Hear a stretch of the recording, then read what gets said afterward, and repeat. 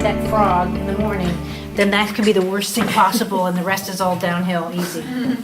So now she doesn't need a pillow, but just to explain for those of you who don't know, now again, she might, even though I don't feel she needs a pillow, she might want a pillow. So I will offer her that as well. But in general, I'm looking for more so that the eyes are in a parallel or perpendicular to the table, as well as the palate. And I'll have different ways, but this is where Sarah's really getting thrown off. Sarah, right? Mm-hmm. Okay. All of a sudden I get paranoid. Because of the microcephaly, excuse me, Anne, I can play with you a little bit just to show. So come down again. So now she's tilting a little bit. So I am going to see if I can give her a pillow in between. But this is where you'll see with the microcephaly. So basically, the eyes are here, the palate is here, as you can see that kind of thing. Now, that being said, Anne might like to sleep without a pillow. If this is what she's used to, I want her to move better in this position. Whereas Oscar had a really big noggin, you know what I mean? And his general thing might be all the way to here, where again, the palate will be going downwards. So to start off with this kind of lesson, you know, okay, we can look at that. So if right now he's got upper quadrant vision, so he's doing a little bit of back arching. If you can bring his vision around to see, can you somehow entertain him? Yeah. There you go. See the difference of where his eyes and where he's moving around. So his eyes smoothly cross midline. He's got two hands to the toys, right? So. The head should be able to go in all positions, but still he has a bit more lower quadrant vision because of the size of his noggin. It's also going to change too if someone is Asian versus, you know, we all have different head shapes. But I bet you didn't believe it because everyone looks so flat-faced. But if you make a 90-degree angle, that's your head. You should be able to have a 90-degree and then ear to ear to, that's your proportions. Because I was an artist, so it should be ear to tip of nose, but it's the 90-degree angle. Most people visually think it's about this, like I said, but you'll get that differently for different types of, from Eskimos, bigger jaw lines, obviously it'll change. Is there a thinner pillow? Is that a little bit thinner? Oh, here. This. Are you fine without a pillow, or would you prefer a pillow? A small one. Okay, here, let's see. Is that better? Yeah, it's fine. Okay.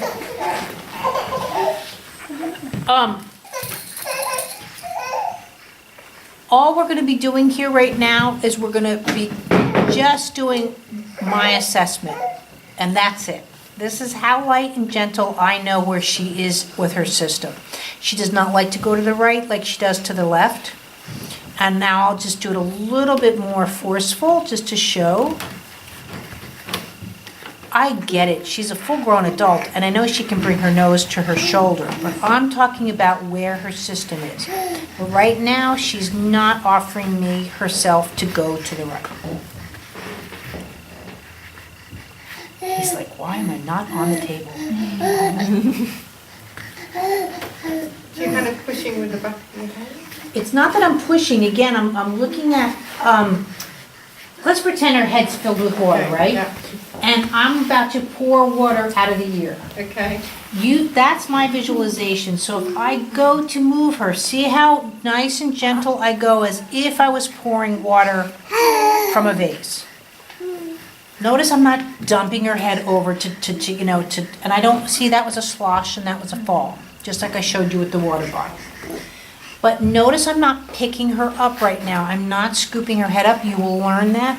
I just want you to, again, also, I do work with my thumbs against the human body.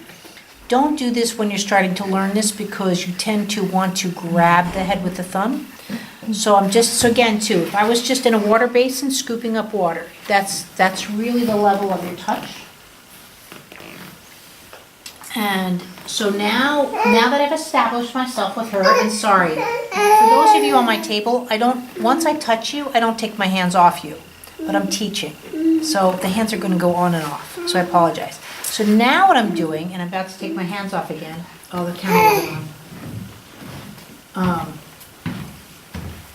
I'm now going to be rotating with the hand.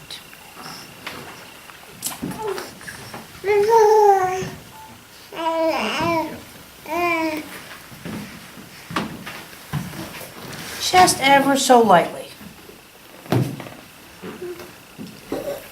And now her head is starting to come into my hands.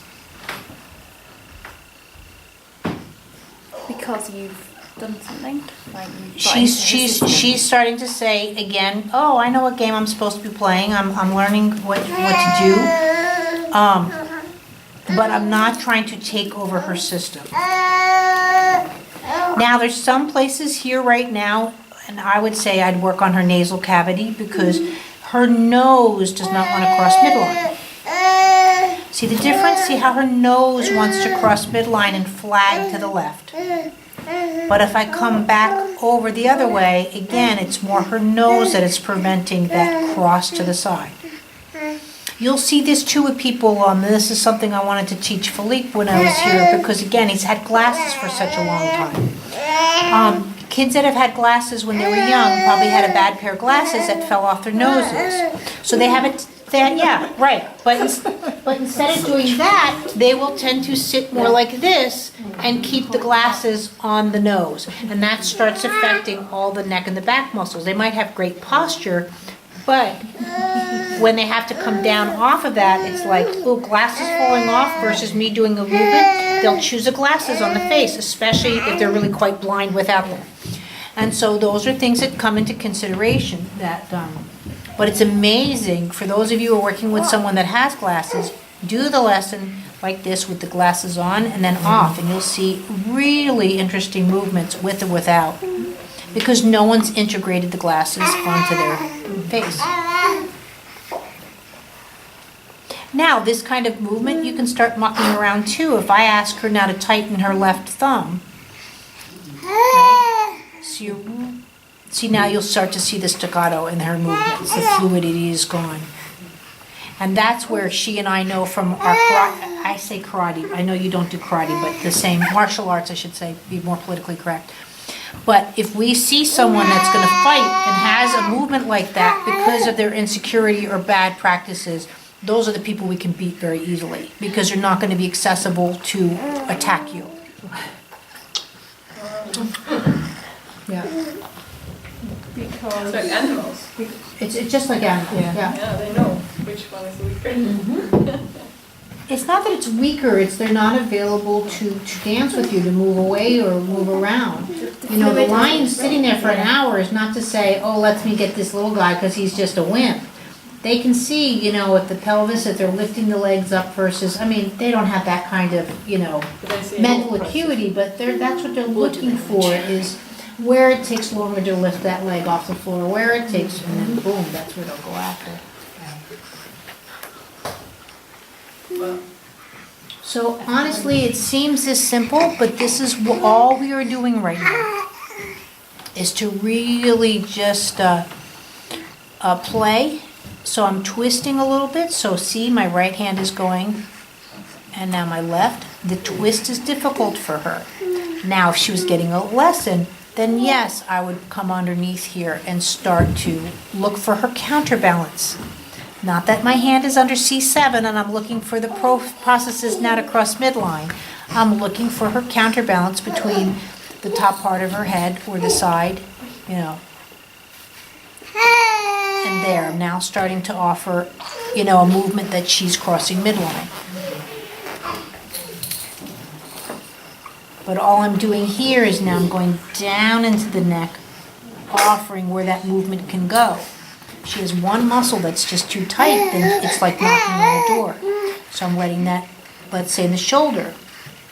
But I didn't also evaluate her. I might have to go to her ankle and come back. So those are the things you're going to be learning from here. But, you know, just because someone's, and see now already the difference in just her head, just from that little bit of conversation I had with her neck.